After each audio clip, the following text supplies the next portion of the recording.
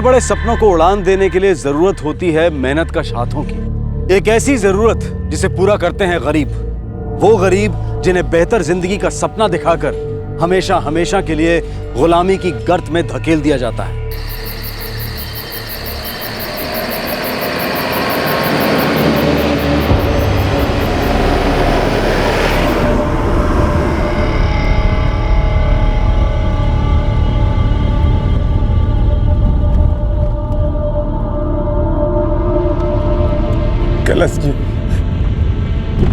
कैलाश जी हमें छोड़ दीजिए। हम पे दया करो, हमको गांव जाने दो कैलाश जी।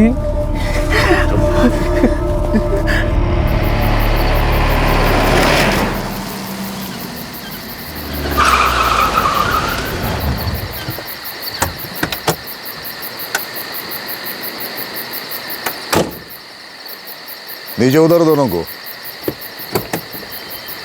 चल उतर उतर।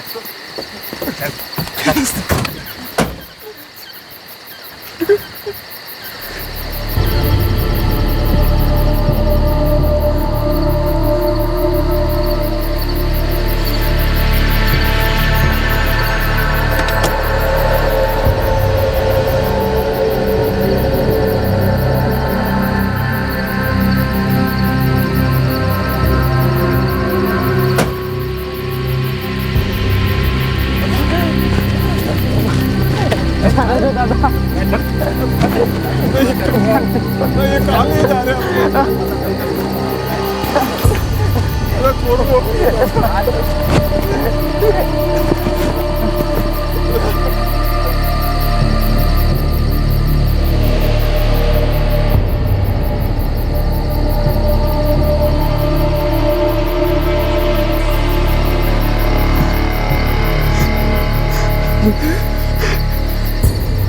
देबो,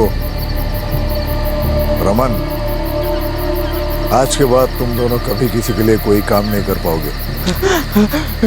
रमन, पत्थर पे दायां हाथ रख अपना।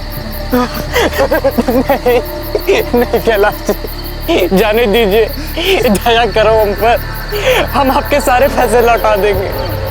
पत्थर पर हाथ रख अपना। जाने दीजिए, हमें माफ कर दीजिए कैलाश जी। चुप, दोनों के दोनों चुप। पत्थर पे हाथ रखने तो सर काट दूंगा। चल।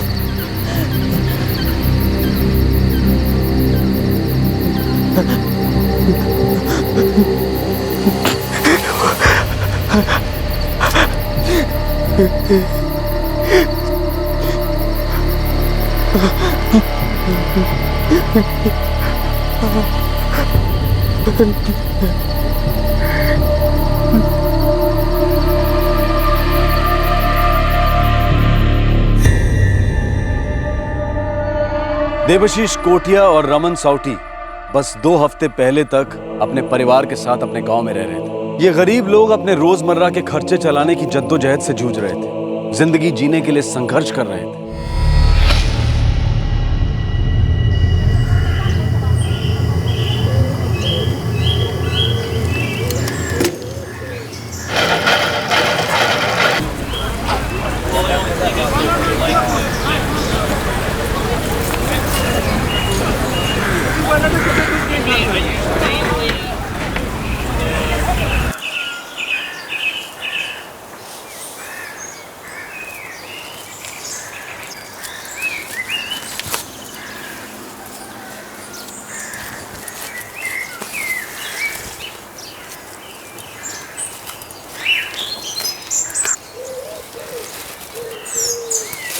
रमन, ये जो रस्सी तैयार हो गई है ना, इसे बाजार में बेच के आ।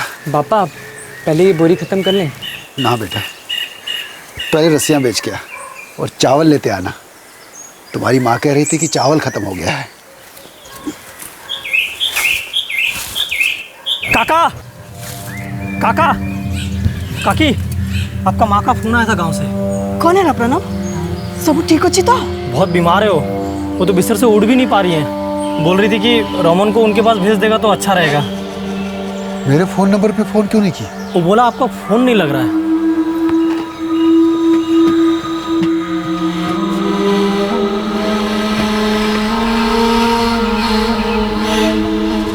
पापा, आपका फोन तो बंद है, चार्ज ही नहीं है इसमें। कैसे होगा?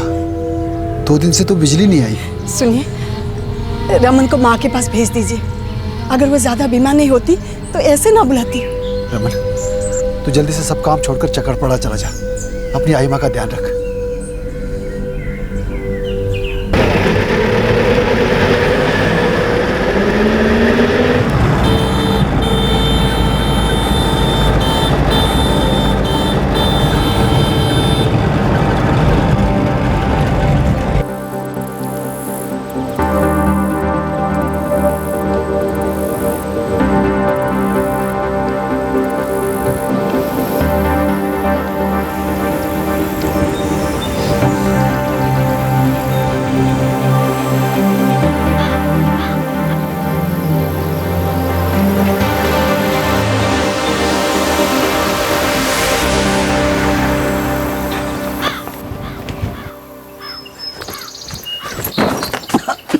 आइमा, आइमा, रमन, अरे तबीयत कैसी है आपकी? बेटा इतनी कमजोरी है कि अब बिस्तर से उठने की ताकत भी नहीं रही। अब मैं आ गया हूँ, मैं आपका ख्याल रखूँगा। रमन, मैं पानी लेके आया।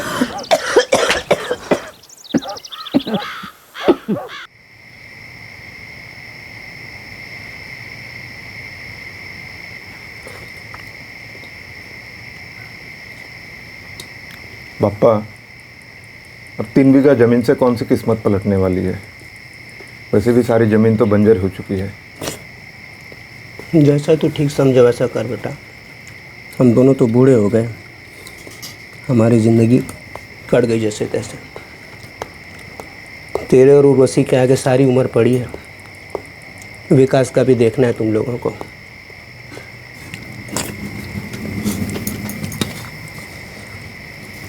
मैंने आज वो गोपाल दलाई और करण बुधिया को देखा था बाजार में। वो लोग संपत दामनी और कुछ दूसरे लोगों से बात कर रहे थे। ये उनके पास कोई काम वाम है क्या? नहीं, ये तो नहीं पता। संपत, ए संपत, क्या हुआ देवू? उर्वशी बता रही थी कि ये गोपाल दलाई और करण बुधिया गांव आए हुए हैं। तुम लोगों से कुछ बातचीत कर रहे थे। आए तो हैं, और आज दोपहर में हम सबको फिर से बाजार में बुलाया है। कोई काम वाम है क्या उनके पास? बोल तो रहे थे काम है, बोल रहे थे मजदूर चाहिए, और पूछ रहे थे किस किस को उनके साथ आना है। दोपहर कितने बजे? 2 बजे हम सबको बुलाया है। और पता है रमन, थोड़ा पैसा तो काम करने से पहले भी देते हैं। करण और गोपाल तो कह रहे थे कि इतना पैसा मिलेगा जितना यहाँ कमाने का सोच भी नहीं सकते। पर चिराग दादा, ये मजदूरी का काम है कहाँ पे?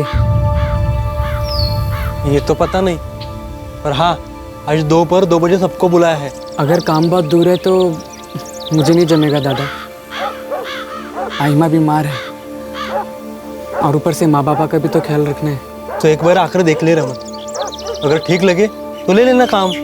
ठीक है, मैं आऊँ। प्रशासन बड़े शहरों की तरक्की में इतना व्यस्त है कि उनके नक्शे पर छोटे छोटे गांव नजर भी नहीं आते। वो छोटे गांव जहां रोजमर्रा की जिंदगी एक कड़ा संघर्ष है, जहां बसे लोगों की इच्छाएं अरमानों को पूरा करने का ख्याल भी किसी को नहीं आता है। यहां तक कि खास उनके लिए ही बनाई गई सरकारी वेलफेयर स्कीम्स यानी कि जन कल्याण योजनाएं उन तक ही नहीं पहुंच पाती है। इन गांव में बेहतर जिंदगी, बेहतर भविष्य का मतलब आगे की सोच नहीं, बल्कि मौजूदा हालात से बाहर निकलना ही है। और इनके ऐसे हालात का फायदा उठाते हैं वो लोग जो इन्हें झूठी आशा दिखाकर जानवरों की तरह गुलाम बनाकर बेच देते हैं। हाँ, मेहनत का काम है, पर काम बहुत अच्छा है, और पैसे इतने जितना कभी यहाँ तुम्हें मिल ही नहीं सकता। और एक बार काम लग गया ना तो काम काम को खींचता है। अरे दूसरा काम भी झटपट मिल जाएगा, बहुत काम है वहाँ पे। यहाँ जैसा नहीं है, कमाने को भी खूब मिलेगा और पैसे घर भी भेज पाओगे। लेकिन गोपाल दादा, ये काम है कहाँ? अरे यहीं अपने पास में, रायपुर में, बहुत बड़ा शहर है वो। पर दादा, रायपुर तो बहुत दूर है ना? अरे कहाँ दूर है, बस कुछ ही घंटों का तो रास्ता है। जब मन किया घर आ जाना, और जब मन किया तो काम पे वापस लौट जाना। मौका बहुत अच्छा है, लपक लो, अभी कुछ लोगों की जरूरत है। भाग खुल जाएंगे तुम लोगों के। मैं और करण पास के गांव के हैं, इसीलिए तुम लोगों को ये मौका दे रहे हैं, वरना तुम लोगों को तो पता ही है कि नौकरी की आस में कितने लोग बैठे हुए हैं। काम क्या करना होगा वहाँ? ईंट की भट्टी में काम है, दिन रात काम चलता रहता है वहाँ पे। अब मजदूरों की जरूरत तो पड़ती रहती है ना, इसलिए कभी भी काम की मंदी नहीं रहेगी।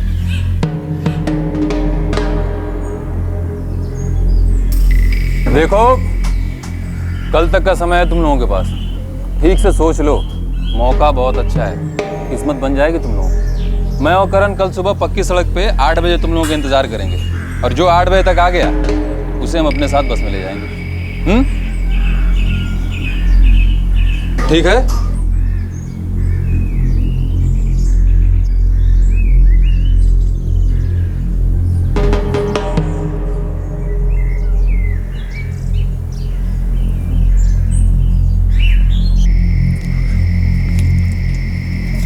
तुझे ठीक लगे तो ज़रूर जा देबू।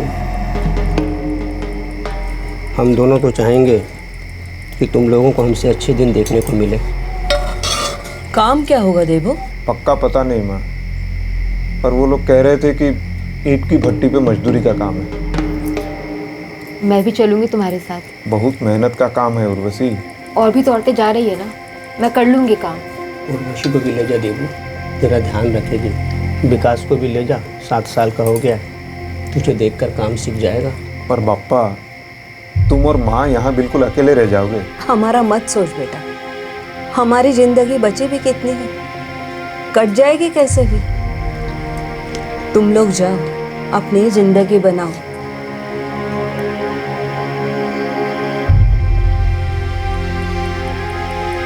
तूने अपने माँ बाप से बात कर ली? नहीं आई माँ, पापा का ना फ़ोन ही नहीं लग रहा है, शायद उनका फ़ोन ना चार्ज नहीं होगा। तो मेरा ध्यान रखने के लिए आया था, अब काम के लिए गांव से इतने दूर जा रहा है। आई माँ, काम अच्छा हुआ तो हम सबकी हालत थोड़ी सुधरेगी, आपकी दवाइयों का खर्च भी निकल जाएगा।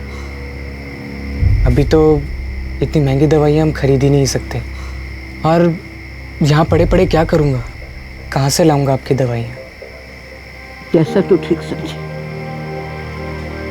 अपना ध्यान रखना।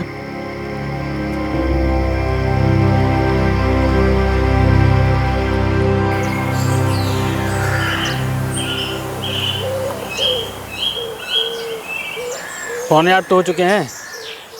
देख करण, सब तो नहीं आएंगे, पर कुछ लोगों के दिमाग में तो बात घुसी होगी, हैं? लगता है कुछ लोग आ रहे हैं।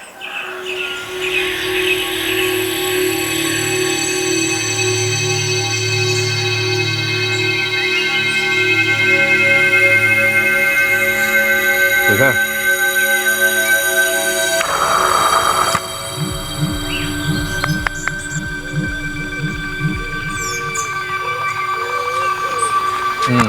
चलो अच्छा है तुम लोग टाइम पे आ गए। अभी देखो बस आने वाली है, उसमें बैठेंगे फिर निकल जाएंगे, हैं? चलो किनारे आ जाओ।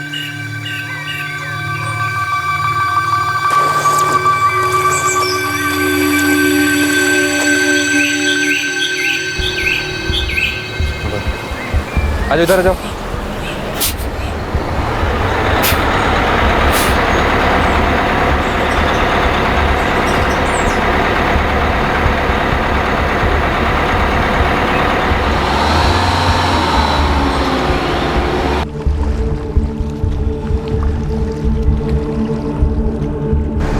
हेलो, हाँ 10 लोग हैं और एक बच्चा भी है।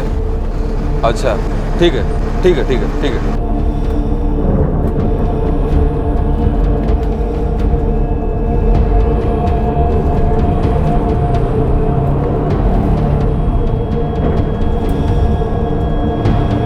सब बड़े लोगों का 5 का हिसाब लगाया, बच्चे कितना पैसा बोलूँ? बच्चे का भी 5 बोल, वो भी तो काम करेगा ना। क्लास दे क्या? बात करके देखते हैं।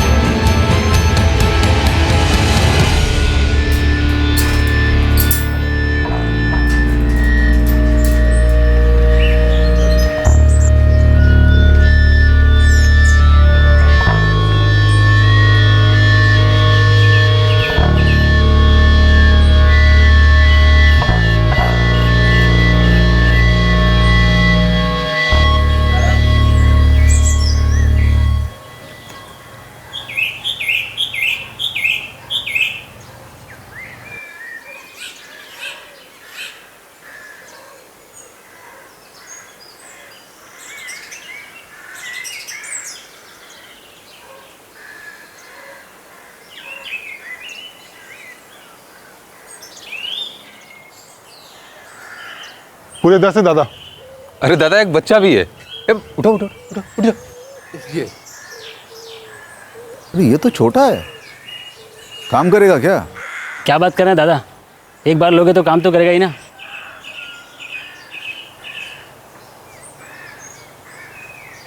बैठ।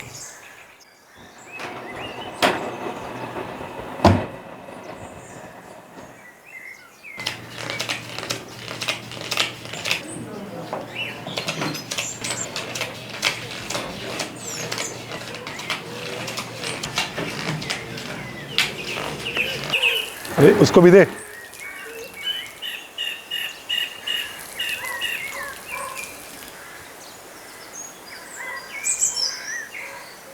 अरे ये पीछे वाले को भी दो।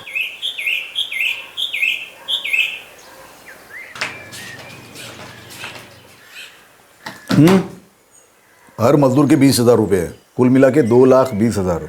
ठीक है कैलाश दादा। काम अगले हफ्ते शुरू होगा। तो तब तक आप उनको यहीं रखोगे? हाँ चंद्रा, अपना पीछे वाला कमरा दे दे इन लोगों को। जी कैलाश।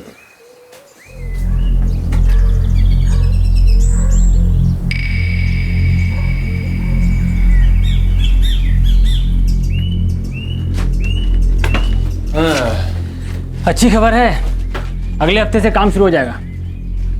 अगले हफ्ते से? अरे तब तक आराम करो, जब काम शुरू हो जाएगा तो फिर आराम का मौका नहीं मिलेगा। और सुनो, तुम सबका एडवांस पैसा ही मिल गया है, 20-20 हज़ार रुपये मिले हैं सबके। और हाँ, उसमें से 5-5 हज़ार रुपये हमारा कमीशन है। अब जल्दी से ये बताओ कि तुम लोगों को ये पैसे यहीं रखना है या अपने अपने घर भेजने हैं? पूरे 15,000 हैं। खुश? गोपाल दादा, आप ना मेरे पैसे मेरी आई माँ को भिजवा दीजिए। वो अपने इलाज में जितना पैसा लगेगा उतना रख लेगी, बाकी आई बापा को भिजवा देगी। मेरे पैसे तुम गांव में आई पापा को भेज दो। ठीक है, भेज देंगे।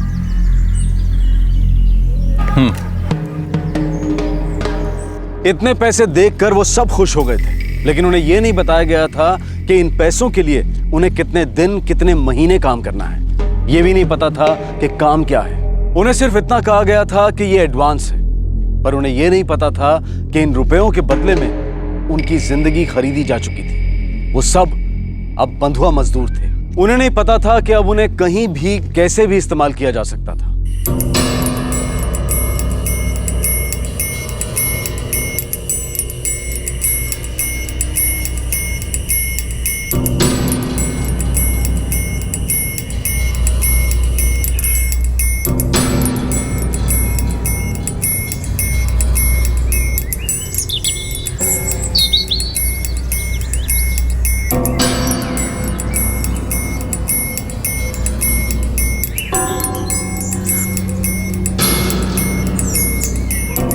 चार दिन बीत गए बैठे बैठे। गोपाल ने कहा तो था 1 हफ्ता लगेगा, लेकिन अभी तो कुछ मालूम ही नहीं चला। अब बिना काम के मन भी नहीं लगता। फिर पूछे क्या, हो सकता है कुछ काम आया हो। जल्दी क्या है, जब काम आएगा तो ले चलेंगे तुम सबको। अभी रायपुर जाने का कोई फायदा नहीं है, काम भी तो हाथ लगना चाहिए ना। पर तुम दोनों तो कह रहे थे कि काम बहुत है। देख यहाँ ऐसा नहीं चलता है। काम बहुत है लेकिन वक्त पे आता है, जब काम आएगा तभी जाना होगा। और तुम लोग आराम करो, यहाँ कोई परेशानी तो है नहीं, खाने पीने को मिल रहा है ना बैठे बैठाए। हाँ, जब काम आएगा तो चल पड़ेंगे। भी जाओ तुम लोग।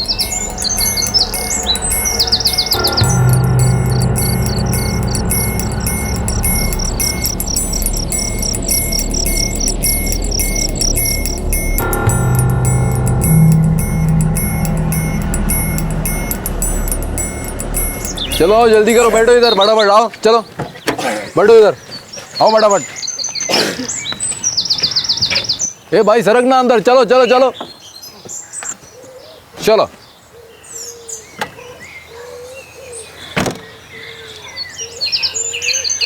तो आगे आजा।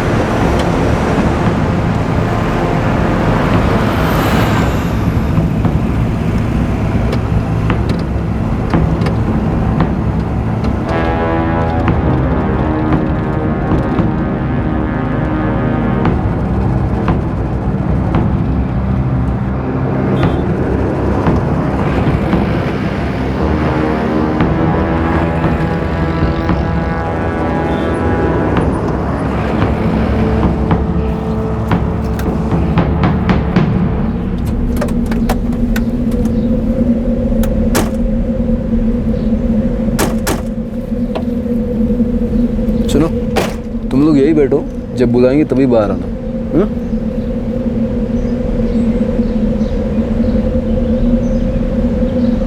माँ, हम यहाँ काम करेंगे? अच्छा है, मुझे ईंटों से खेलना है। चुप कर विकास, हम यहाँ तेरे खेल कूद के लिए नहीं, काम के लिए आए हैं बेटा।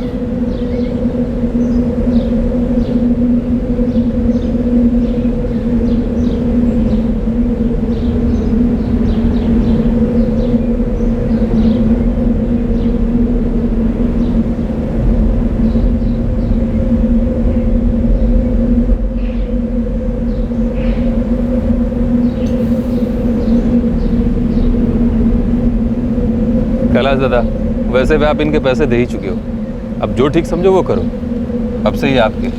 हाँ, वैसे भी क्या फ़र्क पड़ता है, काम तो करना ही है, कहीं भी जाके करें। देख सकते हैं, अब और कोई चारा भी तो नहीं है। 10 लोग हैं, मैंने इनके पैसे दिए, कहीं भी काम पे लगवा दिया। देखो कैलाश, यहाँ रायपुर में बहुत मुश्किल है, यहाँ सब ईंट की भट्टियाँ भरी हुई हैं। अगर तुम कहो तो मैं इन्हें हैदराबाद ले जा सकता हूँ, वहाँ काम हो सकता है। तो जो चाहे कर। ठीक है, तो मैं बात करता हूँ। ये क्या हो रहा है? हमें बुलाया क्यों नहीं अब तक? क्या पता, बात तो बड़ी देर से कर रहे हैं ये लोग। दादा, आपको कुछ पता है ये लोग क्या बात कर रहे हैं?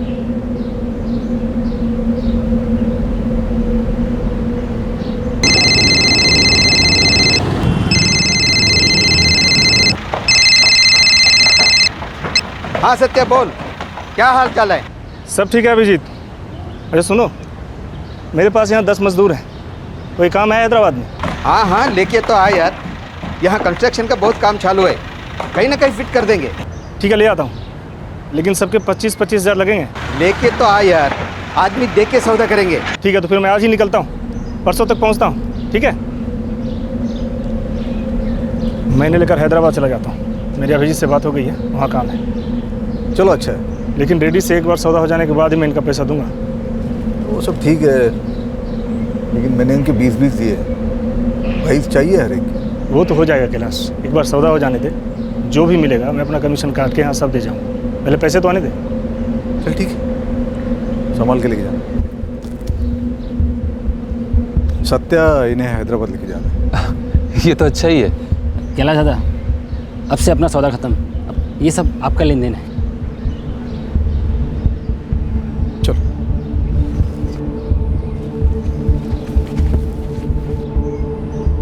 सुनो, ये सत्या बिस्वाल है, नमस्ते बोलो। नमस्ते। नमस्ते। अब से तुम्हारा ध्यान सत्या रखेंगे, यही तुम्हें काम पे लेके जाएंगे। जहाँ कहीं भी काम करना, ढंग से काम करना, समझ गए? सत्या से मुझे कोई शिकायत नहीं आनी चाहिए। अभी सब लोग बाहर आ जाओ, खा पी के थोड़ा आराम कर लो, चाय नाश्ते का इंतजाम करवाता हूँ, फिर निकलते हैं। ठीक है, आ जाओ।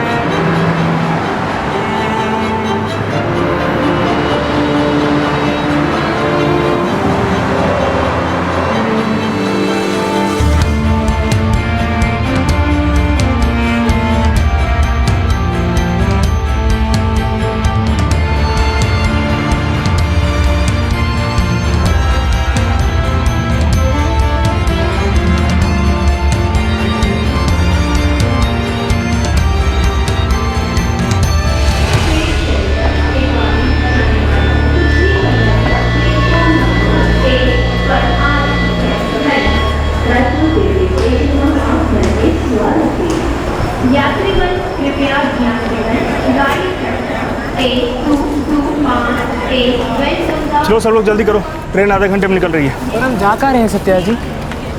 काम करने। और कहाँ जाएंगे? पर कहाँ? हैदराबाद।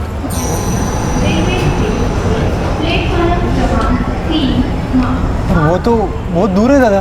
तुम लोगों को दूर पास से क्या लेना देना, पैसे मिल गए ना तुम लोगों को, और काम तो करना ही है। पर हमें तो कहा गया था कि हमें काम रायपुर में मिलेगा। हमारा गांव चक्रापरा यहाँ से पास पड़ता है। तुम लोग को यहाँ पे काम के लिए लाया गया।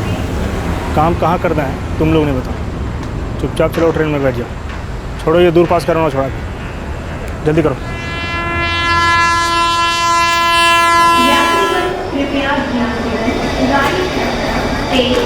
चलो चलो चलो।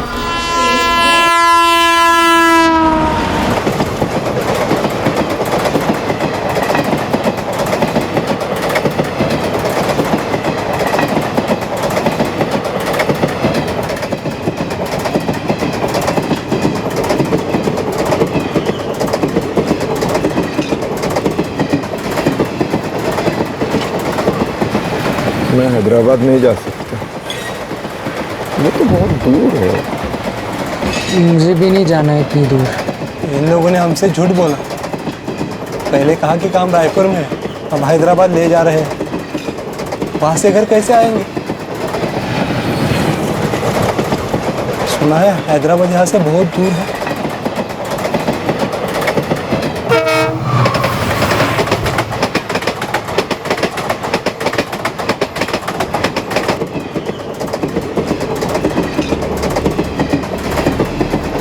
अपनी मुश्किलों भरी जिंदगी से बाहर निकलने का जो रास्ता इन लोगों ने लाचारी में चुना था, वो रास्ता इन्हें उन लोगों के पास लेकर आया था जिनके लिए ये महज एक सौदे का सामान थे, जिसे वो लोग कभी भी कहीं भी ले जा सकते थे, क्योंकि वो लोग इन्हें खरीद चुके थे। कुछ याद आया आपको राजाओं और गुलामों के समय के बारे में? लेकिन इन गरीब लोगों के अंदर भी जज्बात थे। एक डर था कि काम देने की आड़ में इन्हें अपने गांव, अपने घर से कहीं दूर ले जाया जा रहा था। वो समझ चुके थे कि वो फंस चुके हैं। अब उन्हें लगने लगा था कि इस हालात से बाहर निकलने के लिए उन्हें कोई रास्ता ढूंढना होगा।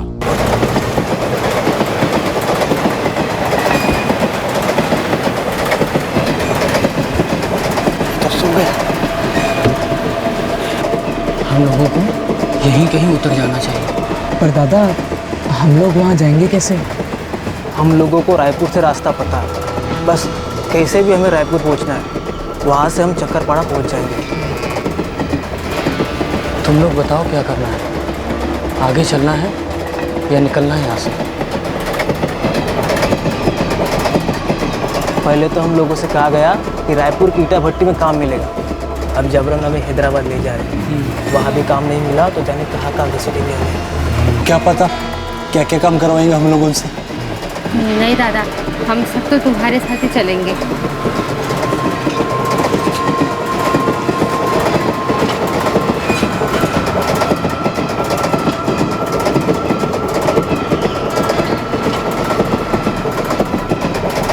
हमें चुपचाप जो भी अगला स्टेशन आएगा वहाँ उतरना होगा, फिर वहाँ से कैसे भी करके हम घर लौट सकते हैं।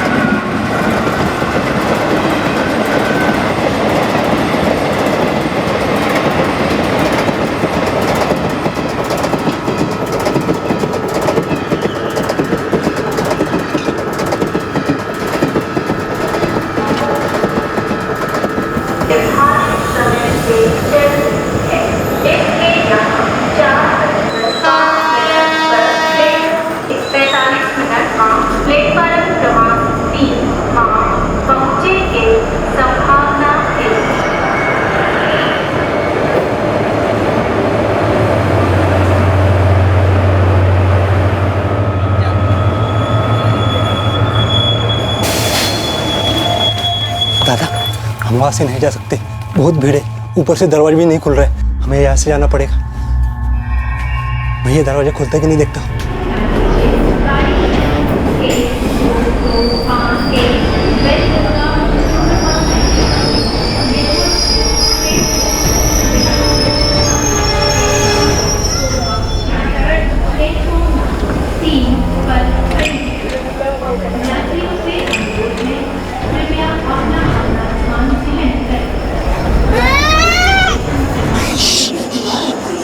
यात्रीगण कृपया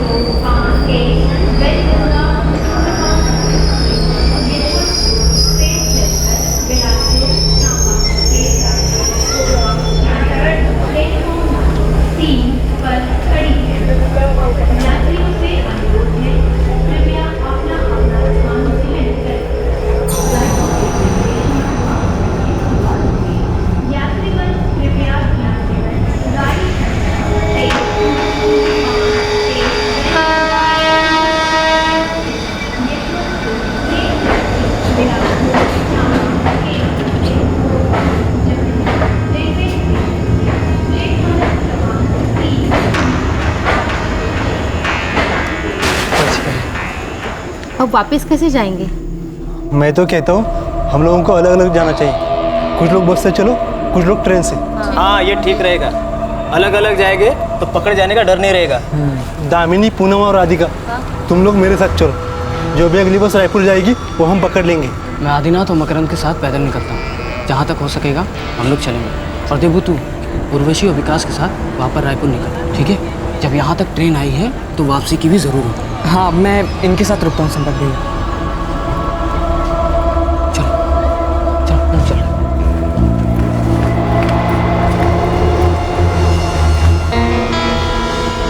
मैं देखता हूँ अगली ट्रेन कब की है दादा।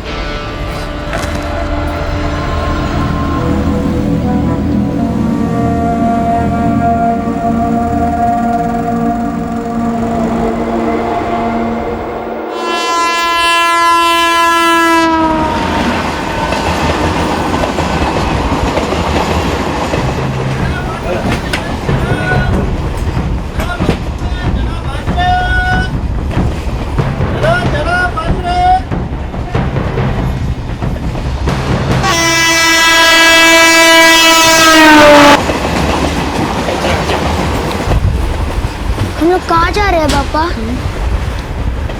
हम घर वापस लौट रहे हैं बेटे। क्यों? इतनी बत्ती पे नहीं जाएंगे क्या? चुप कर विकास।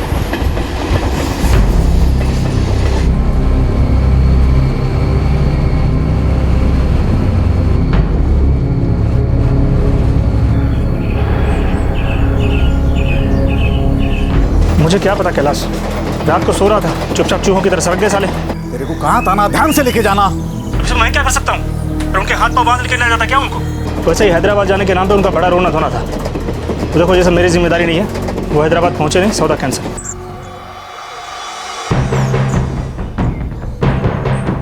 इतनी बड़ी रकम पानी में चली गई। वो गोपाल और करण को लेकर आए क्या कैलाश दादा? अरे उन्होंने तो अपना सौदा पूरा कर लिया है। उनसे बात करके कुछ फायदा नहीं है। ये अपना पैसा है, हमें ही वसूल करना है किसी भी तरह। पर दादा, वो भाग के जाएंगे तो जाएंगे कहाँ? उनके लिए रास्ता ही कहाँ बचा है? आज नहीं कल वो पकड़े ही जाएंगे। अनपढ़ लोग हैं साले। अपने गांव जाने के लिए रायपुर होकर ही जाएंगे। अपने आदमी हर जगह लगा, हर जगह, बस स्टेशन, रेलवे स्टेशन, हर जगह। जहां कहीं भी दिखाई दे दबोच लो सालों को।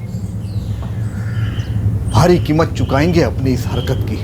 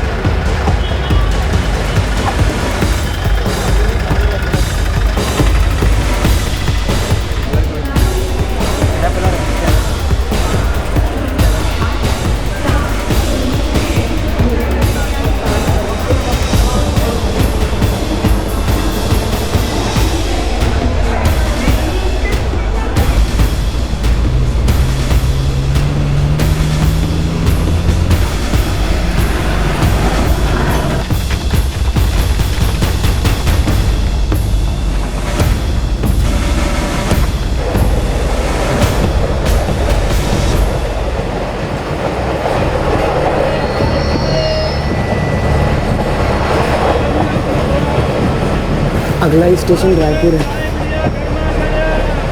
से अनुरोध है, कृपया अपना अपना स्थान ग्रहण करें। रायपुर रेलवे स्टेशन में आप मन के स्वागत है। यात्री मन कृपया ध्यान देवें। गाड़ी संख्या 1-2 रायपुर रेलवे स्टेशन में आप मन के स्वागत है। यात्री मन कृपया ध्यान देवें। गाड़ी संख्या 1-2 8 5 4 अमरकंटक सुपरफास्ट।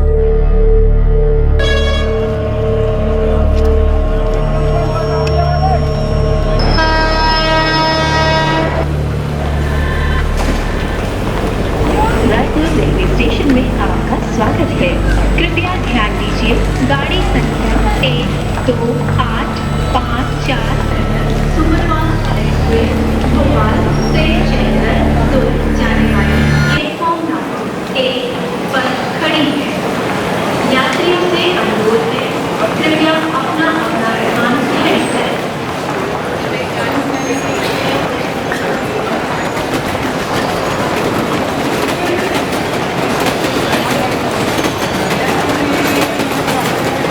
अच्छा उर्वशी, तू विकास के साथ यहीं रुक, हम दोनों देखकर आते हैं कि चक्रापारा के लिए अगली ट्रेन कब की है? नहीं तो बस लेनी पड़ेगी। थोड़ा जल्दी आना, मुझे बड़ी घबराहट हो रही है। अरे तू डर मत, हम लौटते हैं अभी। चल।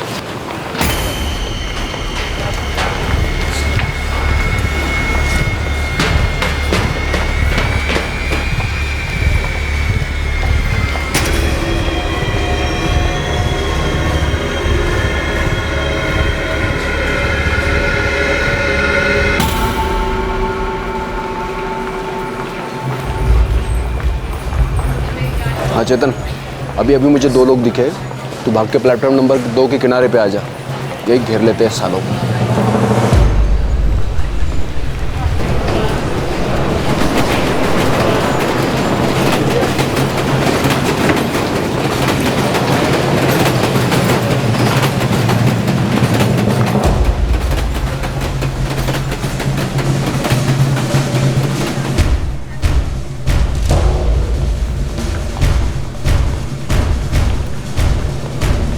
मेरे हाथ में चाकू है, आवाज निकाली तो अतड़ियाँ बाहर निकाल के रख दूंगा। और मेरे पास जो चाकू है उससे तेरे पेट में हवा महल बना दूंगा। चुपचाप चलता रहा। चल चलो।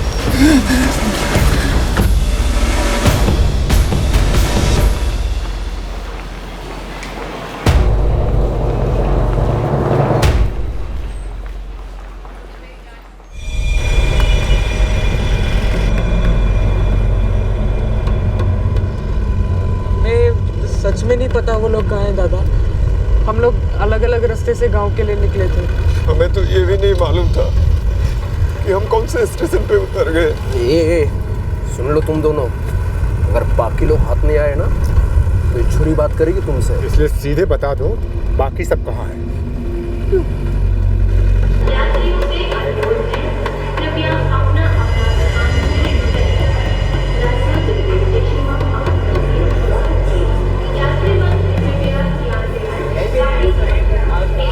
तेरे पापा अब तक आए क्यों नहीं?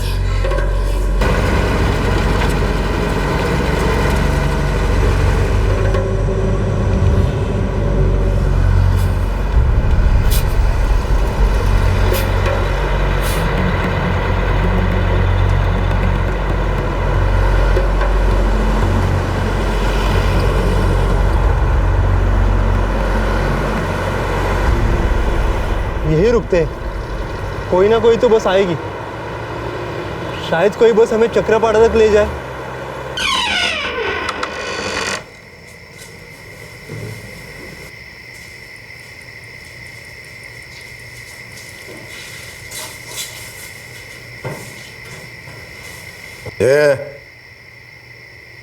कहाँ छुपे बैठे बाकी सब? सच सच बताऊं नहीं तो मार मार के बुलवाऊंगा। दादा, हमें सच में नहीं पता वो लोग कहाँ हैं। दादा, हमने सोचा कि सब लोग अलग अलग रास्ते से पहुंचेंगे। कहाँ जाएंगे भाग के? पैसे दिए मैंने तुम लोगों के। मैंने करण को पैसे मेरी आई माँ को देने को कहे थे। मैं आपके पैसे वापस ला दूंगा दादा। मेरे पैसे भी गोपाल ने मेरे घर वालों को दे दिए होंगे। हम आपके एक एक पाई चुकता कर देंगे कैलाश दादा। हमको जाने दीजिए दादा, हम आपकी एक एक पाई लौटा देंगे दादा। वो तो तुम लौटाओगे ही। और जब तक सब लोग नहीं मिल जाते तुम दोनों कहीं नहीं जाओगे। और अगर सब लोग ना मिले तो मेरे पैसे मैं तुम दोनों से वसूल करूंगा, समझे? इन दोनों को बंदी रखना, सिर्फ जिंदा रहे इतना ही खाना देना, एक दाना भी ज्यादा नहीं। जी दादा।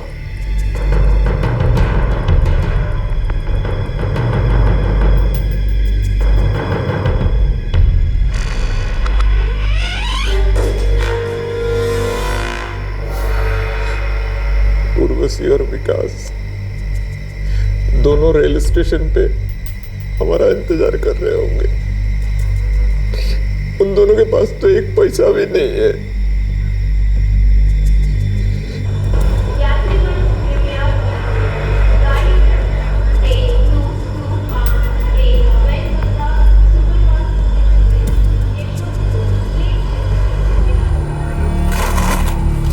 दादा, हाँ बोलिए बहन जी। वो चौकरपाड़ा की कोई रेल जाती है यहाँ से? एक पैसेंजर ट्रेन आएगी आधे घंटे के अंदर, कल तक पहुँच जाएंगे आप। चलो चाचा बंद करो ये।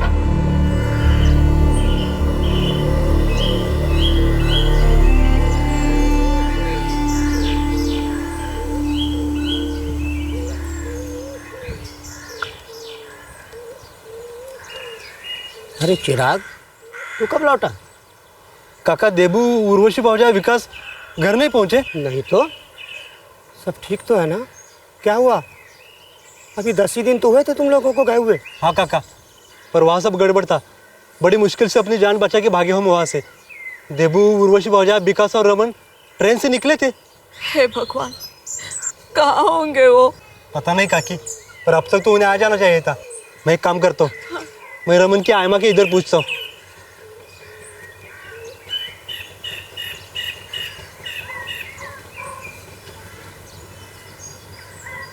नहीं चिराग बेटा, रमन तो यहाँ नहीं आया। तो उसे आ जाना चाहिए था हेमा, पर हो सकता है कि रास्ते में ही हो। रमन के माँ बाप को तो ये भी नहीं पता कि वो काम के लिए गांव से बाहर गया है। कहीं कोई अनहोनी ना हो गई हो। मुझे तो बड़ी घबराहट सी हो रही है। तुम रमन के पापा को फोन करोगे? हाँ हेमा, पर उनके पास फोन तो है ना? हाँ है। मैं अभी लगाता हूँ। ठीक है।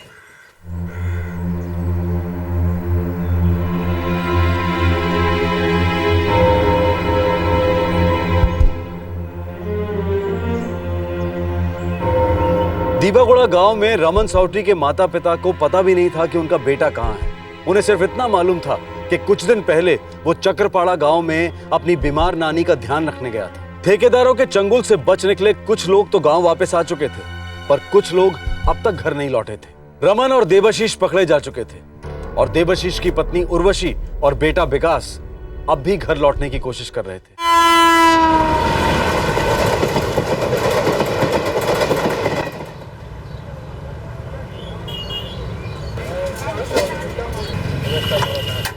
चार लोग गांव लौट आए हैं और बाकी लोग की कोई खबर नहीं है। अब चाहे कोई गांव लौटे या रास्ते में धूल चाटे, कीमत तो ये दोनों ही चुकाएंगे। 2,20,000, सुना तुमने? अगर मुझे मेरे पैसे नहीं मिले तो मैं तुम दोनों को जिंदा नहीं छोड़ूंगा। पर दादा, हमें तो सिर्फ 15,000 ही मिले थे। मुझे भी 3 लोगों के 45,000 मिले थे, जो मैंने गोपाल को दे दिए थे घर ले जाने को।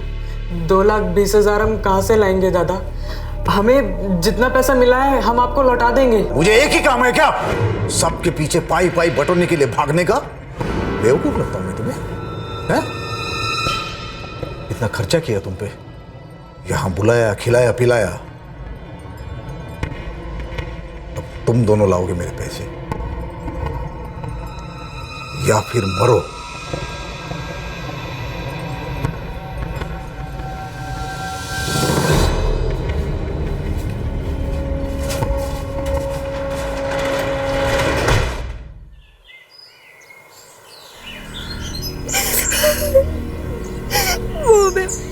रायपुर स्टेशन पर छोड़कर रमन के साथ टिकट लेने गए थे, फिर लौटे ही नहीं।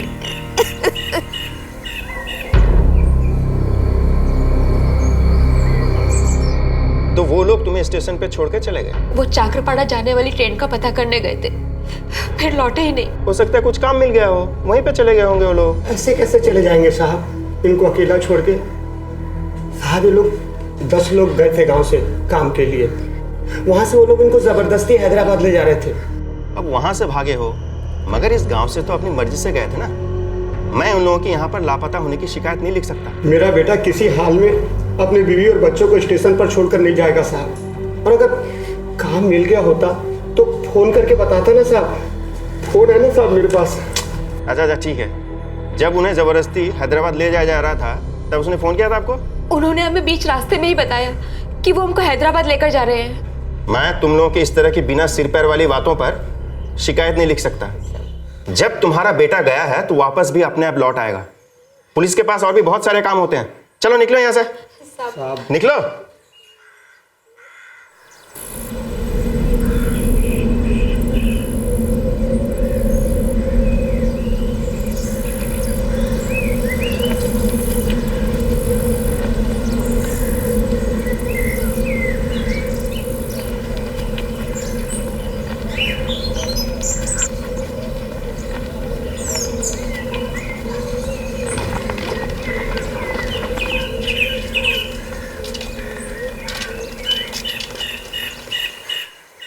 मुझे नहीं पता गोपाल कहाँ है। देखो बेटा, उसका कहीं पता ही नहीं चल रहा है।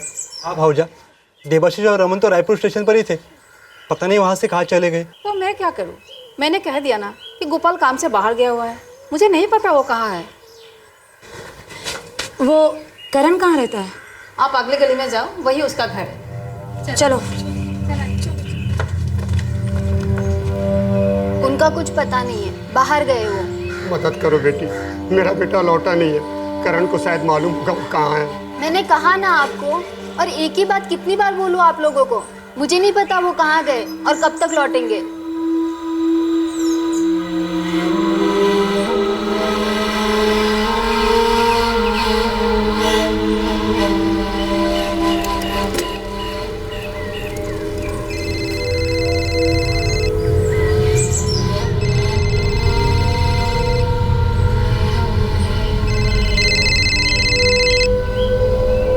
हेलो, देवाशीष का बाबा सदानंद बोल रहा है?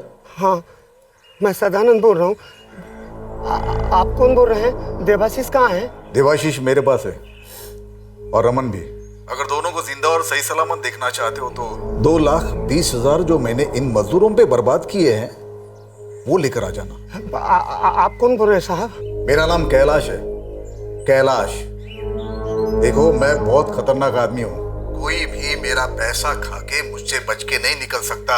और तुम्हारे बेटे ने मेरा बहुत नुकसान करवाया है, वो सब तुम भुगतोगे। देखो, मेरे पैसे मुझे दे दो और देवाशीष और रमन को लेके जाओ। हम लोग बहुत गरीब आदमी साहब, इतने पैसे कहाँ से लाके देंगे साहब? हाँ, मेरी बहू और देवाशीष जब काम पर गए थे तो करण ने मेरे को 45,000 रुपए दिए थे, वो मैं आपको पूरे लौटा दूंगा साहब। नहीं, 45,000 नहीं, पूरे 2,20,000 रुपए। और कान खोल के सुन लो, मुझे कोई फर्क नहीं पड़ता कि ये पैसे तुम कहां से लेके आओगे, किस तरह से इंतजाम करोगे, लेकिन अगर शाम तक मेरे पैसे मुझे नहीं मिले तो मैं दोनों को जान से मार दूंगा। नहीं साहब, ऐसा मत करिए साहब। साहब साहब साहब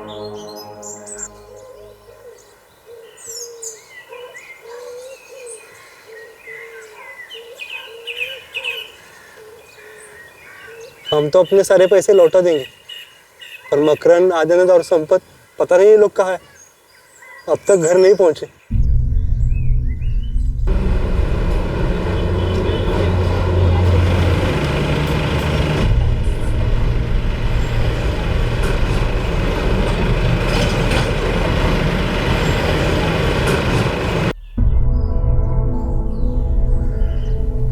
अगर शाम तक पैसे नहीं दिए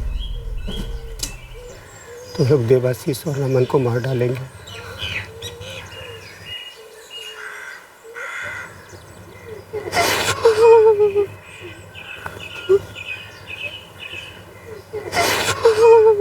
दादा, सुबह से रमन के माँ बाप को फोन लगा रहा हूँ, बंद आ रहा है फोन। ज्यादा चालाक बन रहा है साला।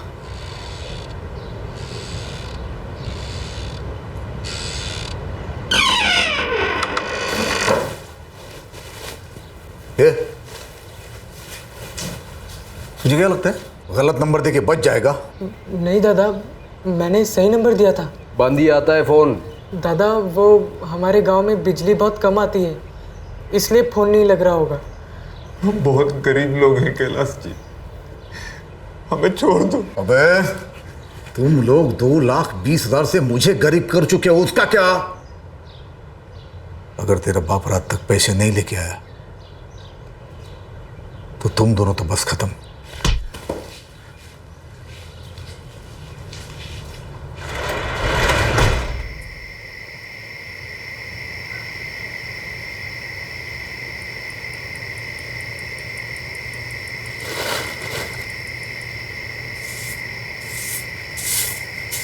कल सुबह ये बाजार में बेच आऊंगा।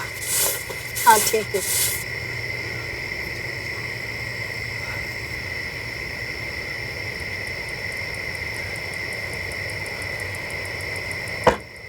देवशीष के पिता इतना पैसा देने की हालत में नहीं थे और रमन के माता पिता उसकी हालत के बारे में जानते नहीं थे। कैलाश को यह बात बर्दाश्त नहीं हो रही थी कि उसके खरीदे हुए मजदूरों ने उसे धोखा दिया था। वो बदला लेना चाहता था। दादा, मुझे नहीं लगता कि ये पैसा वापस आएगा। हाँ दादा, अब बस मान के चलो कि सौदे में नुकसान होना ही होना है। नहीं, इतनी आसानी से मेरा पैसा मैं उन्हें हजम नहीं होने दूंगा। ऐसा सबक सिखाऊंगा, पता चलेगा उन लोगों को मेरा पैसा मारने का नतीजा क्या होता है।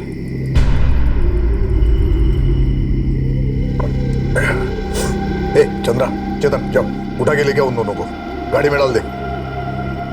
बता दे उन दोनों को कैलाश का पैसा मारने वाले के साथ क्या किया जाता है। जाओ जाओ जाओ। चलो।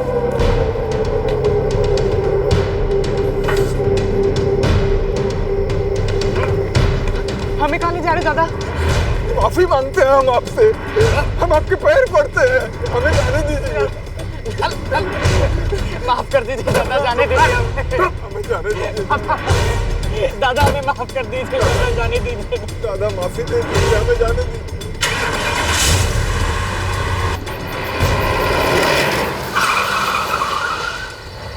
उतार।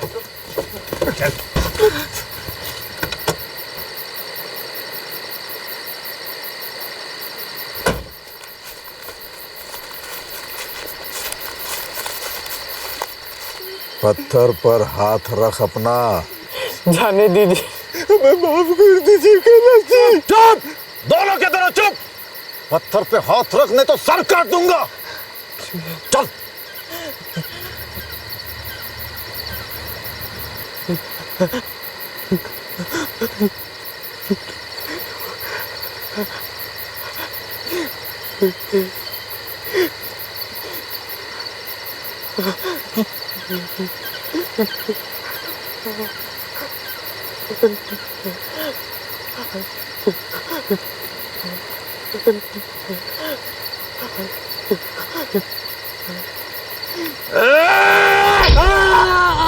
बड़ी ही क्रूरता से रमन और देवशीष की दाईं हथेलियां काट दी गई।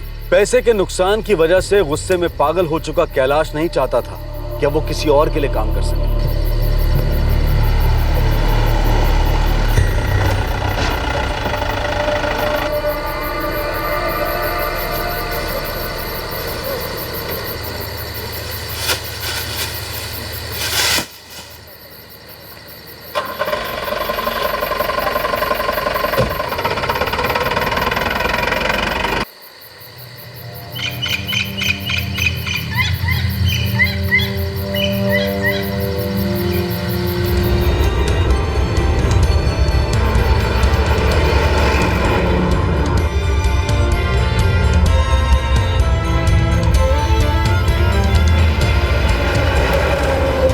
दोनों के दाहिने हाथ काटे गए हैं। हमें कुछ सर्जरीज करनी होंगी ब्लड रोकने के लिए।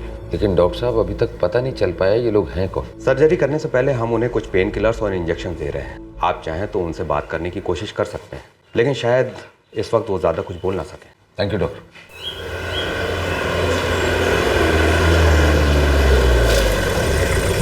ये सदानंद गोटिया का घर किधर है? ये आगे उस तरफ है सर।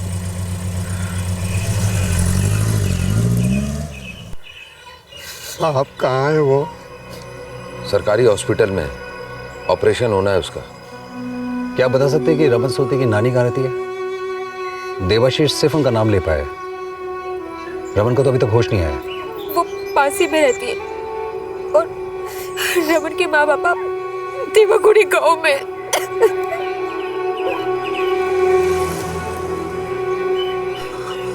मेरा बेटा तो अपनी आई माँ के पास गया था, वो बीमार है। हम लोग खुद पता लगाने की कोशिश कर रहे हैं कि आखिर ये हुआ क्या। इस वक्त वो देवतागिरी के सरकारी अस्पताल में है।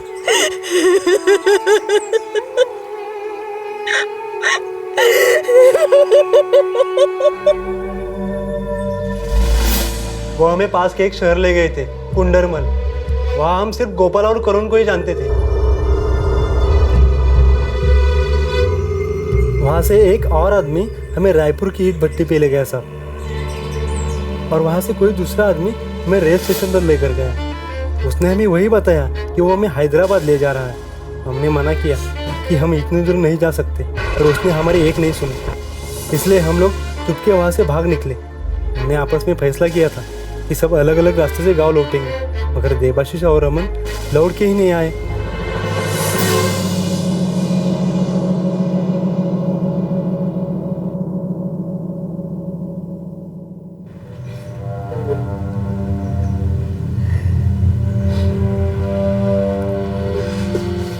बेटा तुम्हें हमें बताया क्यों नहीं कि तू ऐसे काम के लिए कहीं जा रहा है?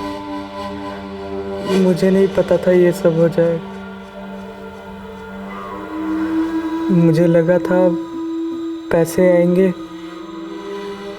हम सबकी मदद हो जाएगी।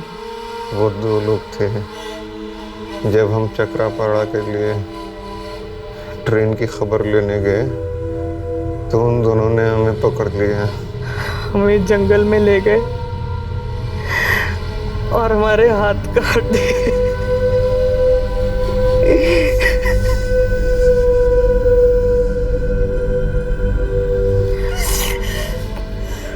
अगर इन दोनों की हथेलियां मिल जाएं तो हम रिकंस्ट्रक्शन सर्जरी कर सकते हैं, लेकिन जल्द से जल्द इनके हाथ मिलने चाहिए, तभी हम कुछ कर पाएंगे।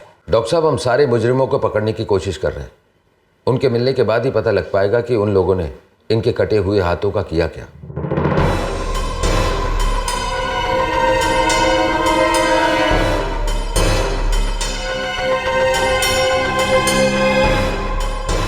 मुझे कुछ नहीं पता है साहब। जब भी वो काम पे जाते हैं अपना फोन बंद ही रखते हैं। कुछ पता लगे तो पुलिस को खबर करो। अगर गोपाल नहीं मिला ना तो बहुत परेशानी होगी तुमको। एक हफ्ते से उनका कोई पता नहीं है साहब। उनका तो मुझे फोन भी नहीं आया। कुछ पता है कहाँ हो सकता है? नहीं साहब, वो मुझे कुछ नहीं बताते।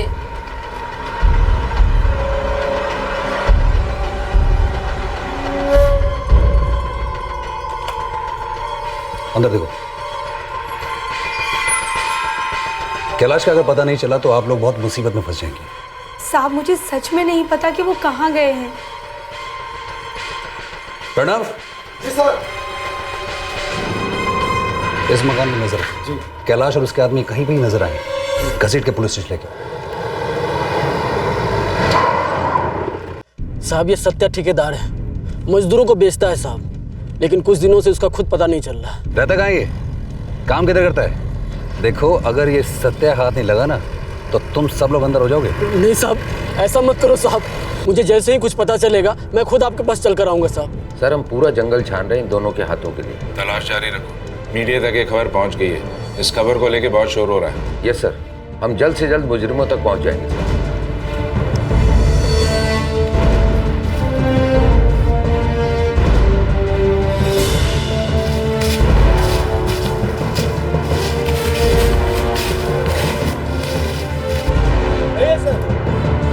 सर। सर मुझे लगता है कोई जंगली जानवर खा गया होगा। हाँ हो सकता है, लेकिन तलाशी जारी रखो, कोई कोना छूटना नहीं चाहिए।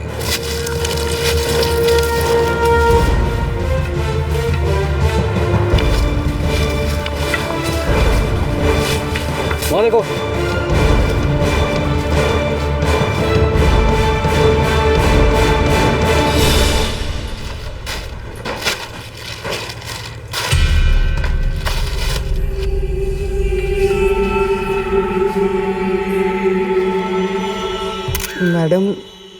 हमने उन्हें बहुत कहा, हमें अपने घर, अपने गांव जाने दीजिए। वो लोग हमसे 2,20,000 मांग रहे थे, हम लोग नहीं दे पाए तो पकड़ के हाथ काट दिए। हमने उससे कहा कि हम हैदराबाद नहीं आएंगे, तो वो नहीं माना, वो हमें ज़बरदस्ती वहाँ ले जा रहा था।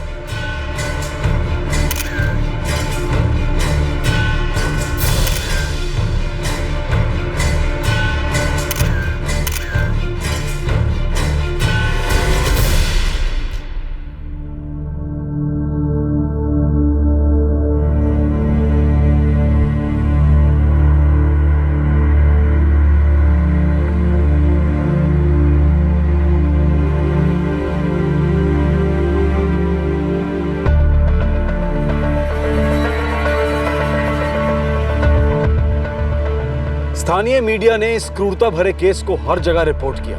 कई मानवाधिकार संगठन इस मामले को लेकर बहुत सीरियसली प्रचार कर रहे थे। काफी तलाश के बाद भी देबशीष और रमन की कटी हथेलियां बरामद नहीं हो सकी। मुजरिमों को पकड़ने के लिए पुलिस पर दबाव अब बढ़ता जा रहा था। साहब, अभी मैंने उनकी गाड़ी यहाँ जंगल में देखी है और उनकी गाड़ी बंद पड़ चुकी है। जल्दी करो, उनकी गाड़ी जंगल में खराब हो गई है। उनकी गाड़ी ठीक होने से पहले पहले हमें वहां पहुंचना है। Yes sir.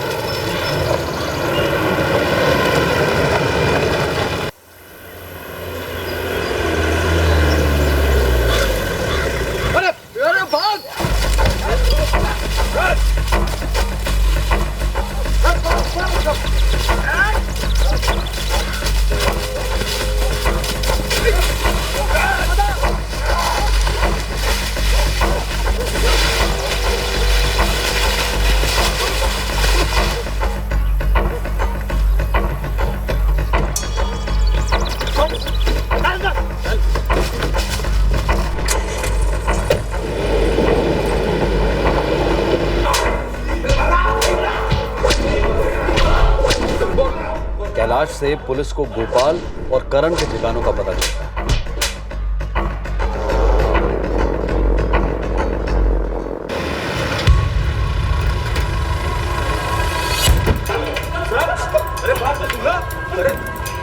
ठेकेदार गोपाल दलाई और करण बुधिया ने पुलिस को सत्या बिस्वाल का ठिकाना बता दिया। सत्या वही आदमी था जो मजदूरों को जबरदस्ती हैदराबाद ले जा रहा था।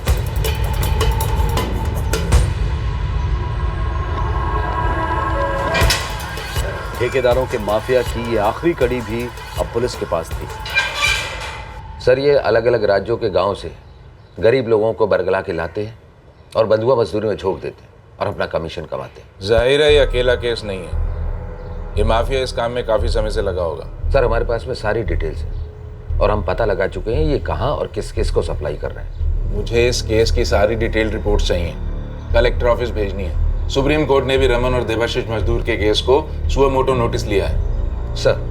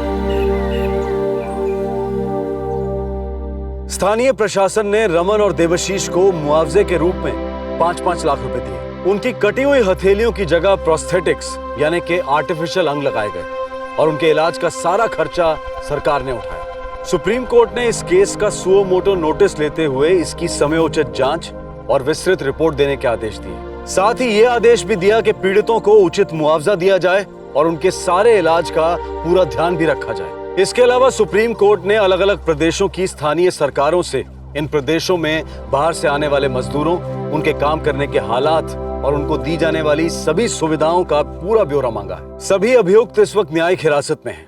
कई रिपोर्ट्स के अनुसार देश के कई राज्यों में इस तरह की गुलामी और बंधुआ मजदूरी से जुड़े बहुत से शक्तिशाली माफिया काम कर रहे हैं। ये करोड़ों रुपए के मुनाफे वाला व्यापार है, एक ऐसा व्यापार जो इंसानी जीवन और गरिमा का खुलेआम उल्लंघन करता है, मानवीय अधिकारों का घोर अपमान करता है। क्या प्रशासन की मिली भगत के बिना इतना बड़ा व्यापार ऐसे खुलेआम चल सकता है?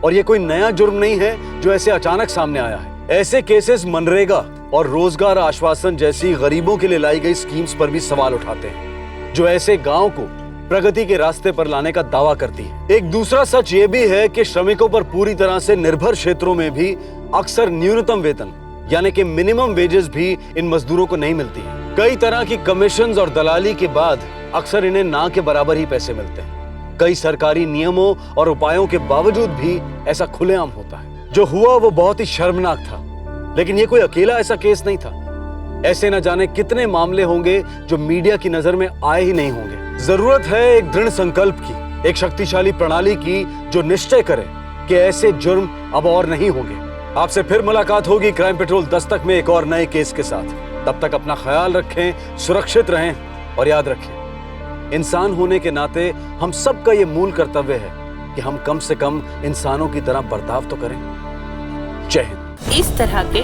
और भी एपिसोड देखने के लिए हमारे चैनल को सब्सक्राइब करें और बेल आइकन दबाना ना भूलें।